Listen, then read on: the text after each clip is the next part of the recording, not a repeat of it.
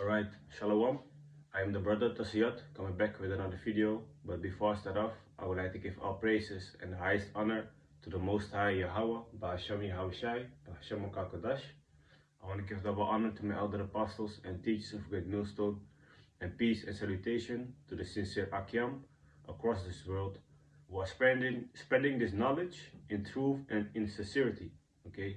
Now may the election be for your households. Kan Shalom, which means, peace unto you. So what I want to go in today is basically that people don't really, give honor and give props to the Most High Yahweh, BAHASHAM YAHAWASHI. Okay, they rather serve their own idols like Buddha or any other statues, Allah, whatever. They serve all this, even people giving reference to a so-called Big Bang Theory rather than giving reference to the Most High Yahweh, BAHASHAM YAHAWASHI. Okay, so I want to go into the book of Wisdom of Solomon, chapter 13, which Wisdom of Solomon comes out of the Apocrypha. It's this book which consists of, let me see how many books. It consists, if I'm correct, of 1, 2, 3, 4, 5, 6, 7, 8, 9, 10, 11, 12, 13, 14 books that was taken out of the Old Testament. Okay, so this is still part of the Bible. Okay, that's why you gotta read the King James Bible, 1611, preferably, So anyway, let's get into it. Wisdom of Solomon, chapter 13, verse 1. Surely vain are all men by nature, who are ignorant of God, and could not out of the good things that are seen know him that is. Neither by considering the works did they acknowledge the workmaster. Yeah, man. So these people, they don't give the Most High reference, for everything that is being made, everything that you see around you. Okay. So from there, let me see. Let's go grab a precept real quick. Let's go to the book of Jeremiah. Jeremiah chapter 2. You know what?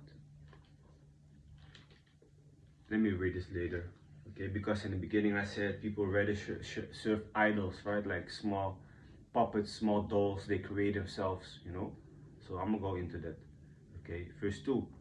But deemed either fire or wind, or the swift air, or the circle of the stars, or the violent water, so, like tsunamis, or the lights of heaven, to be the gods which govern the world. They always claim that there's a god of water or a god of lightning or whatever, or when a great storm comes, they, then they fear that, but they don't fear the one that created the storm. They don't fear the creator. Okay, they fear the creature, and they worship the creature instead of the creator. So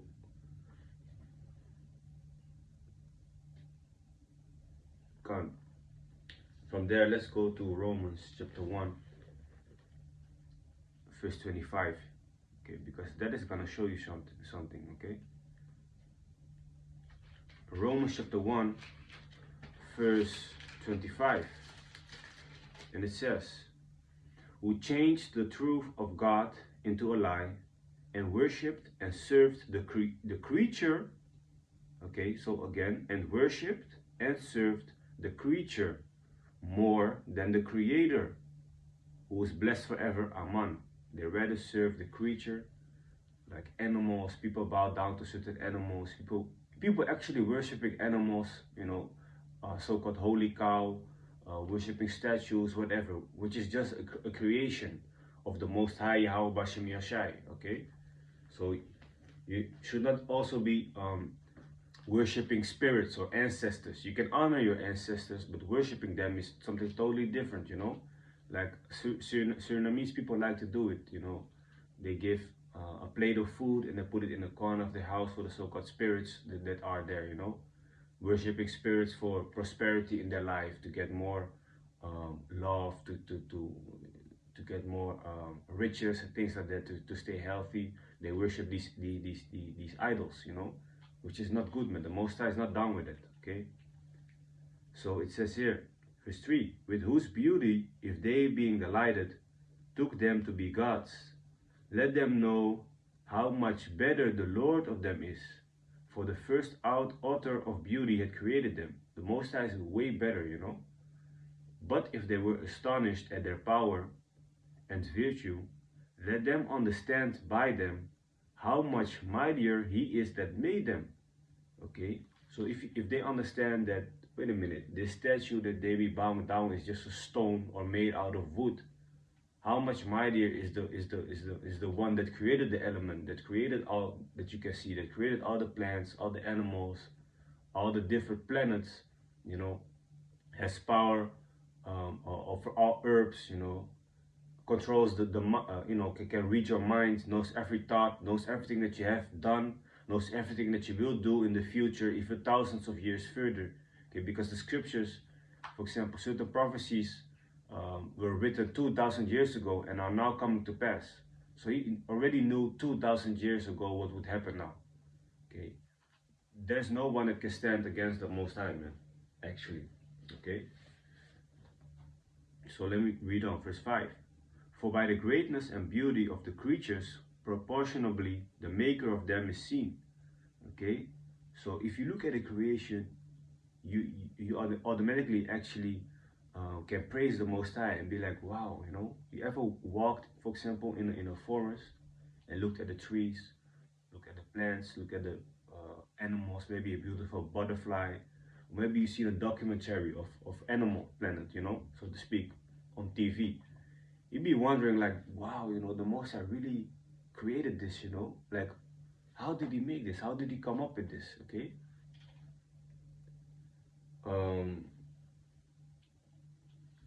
Let me see. Okay, and what we can see with our eyes is just a small portion of what the Most High has created. Okay, people still rather don't give him honor. They rather say like a Big Bang Theory created this. When was the last time there came life out of a bomb? Okay, when they're bombing Iraq and Syria, there's no life coming afterwards. You know, there's death and destruction following. So how come a big bang, a big explosion created life in itself? That doesn't make any sense, man. Okay, the Most High is outside of this creation. We cannot even understand him. You know, we cannot even be on his level. Okay, there was a guy that gave an example like when you have a computer, the person that makes the computer is not in the computer itself. He can control the computer with the mouse and a keyboard, but his reality is not in the computer. He's outside of the computer. So the Most High's reality is not limited to what we have around us, you know. He's outside of this, you know. He's outside of time. He created time, for example, you know. So he's far above than what you can imagine, man. Verse 6. But yet for this they are the less to be blamed, for they peradventure err, seeking God and desirous to find him. So it's not really 100% their fault, you know, that they be worshiping these other gods, because people, they do seek for a higher form to be worshiping, only they are not worshiping the right form, you know, they're not worshiping the right power. Okay, verse 7. For being conversant in his works, they search him diligently and believe their sight.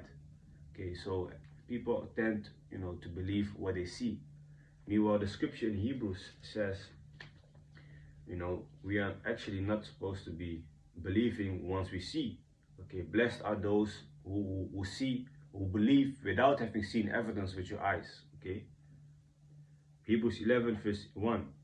Now faith is the substance of things hoped for, the evidence of things not seen. Okay, we did not see certain things. We did not, at least we cannot now think back to when creation was formed and that we actually were there. We don't remember that, you know. We cannot see it with our own eyes, but we still believe it, that it happened, that the Most High created, you know, let this creation be made. Okay, by order of the Most High, you know, he ordered YAHAWASHI and the angels, you know, actually the elect, to make everything that you see around you, all the planets, all the animals, elements, you know, whatnot, the lights, you know. But we cannot remember that, okay? So just because we cannot remember or see it doesn't mean it's not true, okay? For example, gravity, okay? If you see this leaf, this thing falls down, you don't see the gravity that pulls it towards the ground, but you know it's there. Why? Because now through so-called technology, they can prove that they say gravity exists, okay? But maybe 2,000 years ago they could not prove it, but they knew it existed. They knew there was a force, something pulling down. But just because you cannot see the gravity, or just because you cannot see the wind, doesn't mean that it doesn't exist, you know. So we should not only go based off what our eyes can see, okay? That's really too shallow-minded to be doing that, you know. Of course, you gotta have evidence of certain things, but certain things that you don't understand, you know, don't always have the evidence that you want to see with your own eyes, that you want to witness. Okay. Verse 8. Reading only verse 7. Sorry, because the things are beautiful that are seen. Howbeit neither are they to be pardoned. Okay. So yes, it's not completely the fault of the people that be worshiping these other things, but they are also not to be pardoned. It's still their fault, you know, because if you really look closely around you, you gotta know that there is a higher power out there that is higher than the so-called Buddha or so-called God of love or whatever, you know. Okay, you just gotta look good around. You gotta know that, hey man, this is not just something that is randomly here. The existence of all this. So let's go from there to Jeremiah. No, I said it wrong.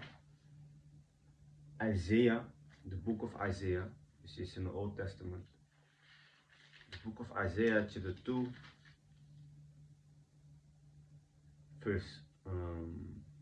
verse 8. Their land also is full of idols. They worship the work of their own hands, that which their own fingers have made.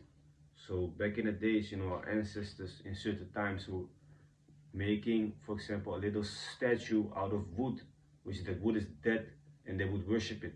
And the country is full of that, you know, getting away from the Most High and rather worshiping a statue than worshiping the Most High.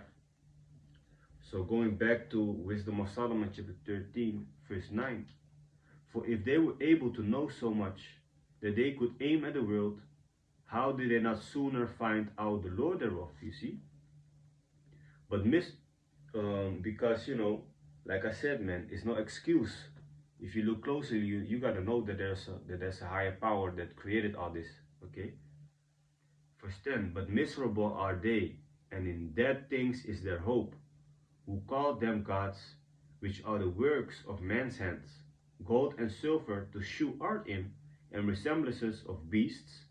Okay, so they make these statues like a cow. They make a statue of a cow to worship to that cow, like Baal, if I'm correct, you know.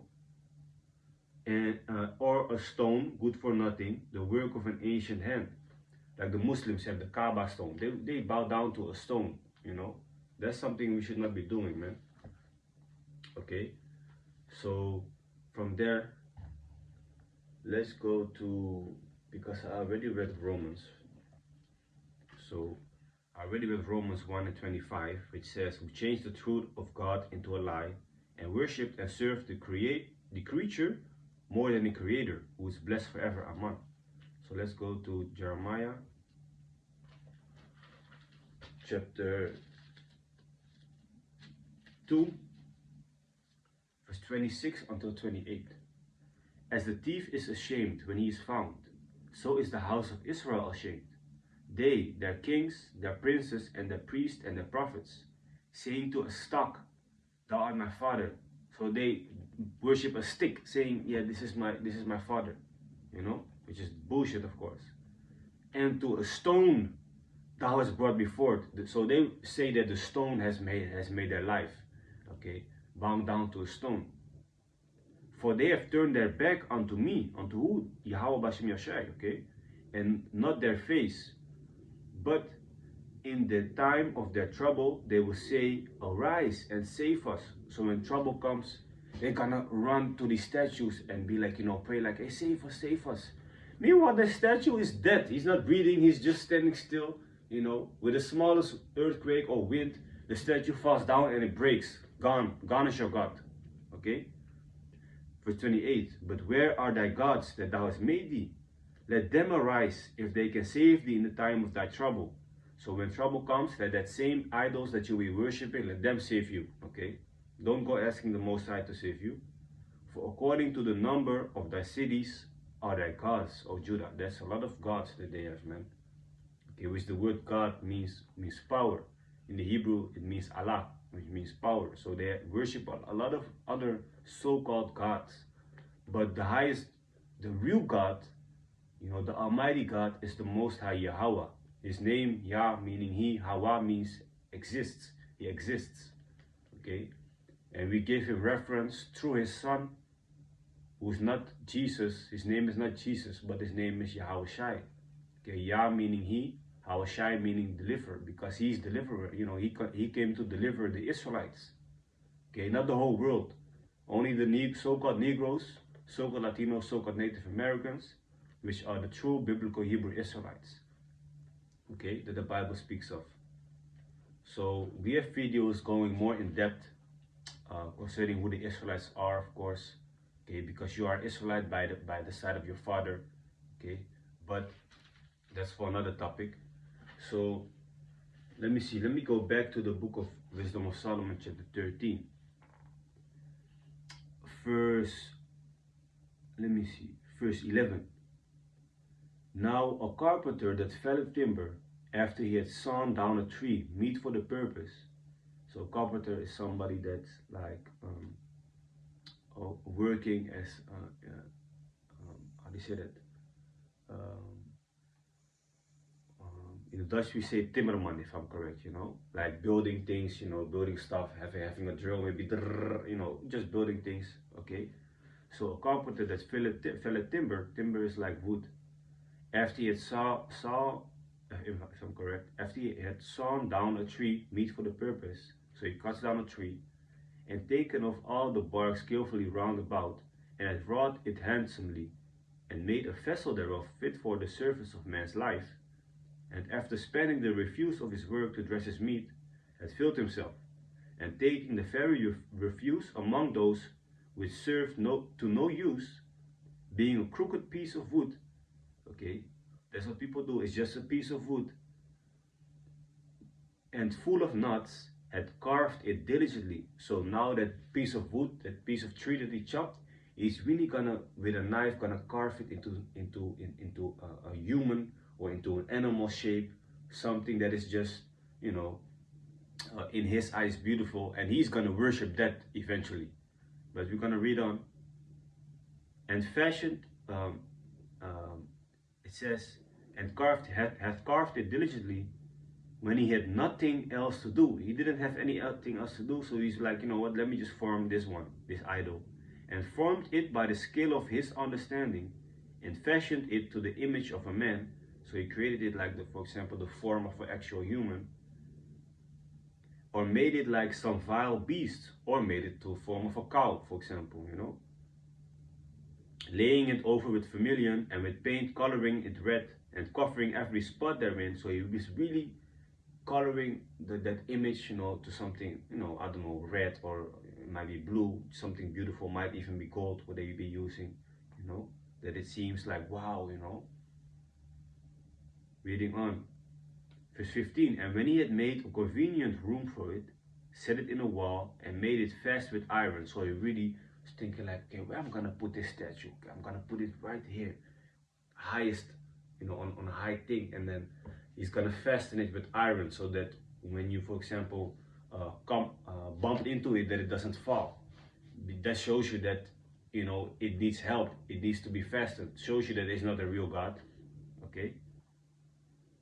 Verse 16, sorry. For he provided for it that it might not fall, you see, knowing that it was unable to help itself. Yeah, it's dead. It cannot help itself. It's lifeless. That piece of wood that you now cut off, it's a dead tree, or a dead, or just made out of stone.